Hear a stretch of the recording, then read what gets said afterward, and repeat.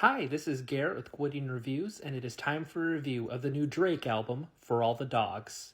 Drake is back, and once again, he proves that you can't teach an old dog new tricks. Look, I've never been a big fan of Drake, even his early material.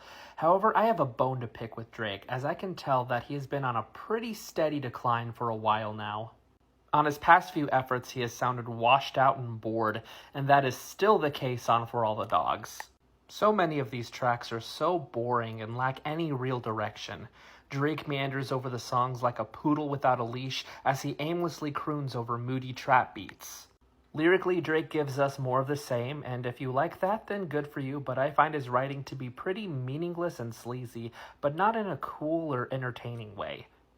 Drake has no bite in his lyrics or his performances, and it makes for a dull listen. On top of that, there are some songs that are just flat out embarrassing, like the borderline atonal Members Only, the overly long and tedious Rich Baby Daddy, and the absurdly terrible Spanglish Drake spits on Gently. It's a rough listen. Granted, there are a few songs on here that I like and would actually seek out, which is more than I can say about his past few releases. Amen has a really beautiful piano sample and a really strong Tizo touchdown feature, and First Person Shooter is a stone cold banger that I can't help but wag my tail to. Plus, that J. Cole feature is fire. Really, all of the features on here are good, as most of them completely outshine Drake in every way. The only song here where Drake is barking A-grade material is on 8 AM in Charlotte, which has a beautiful beat and some of Drake's most compelling and personal writing in a while. And honestly, it should have been the last track.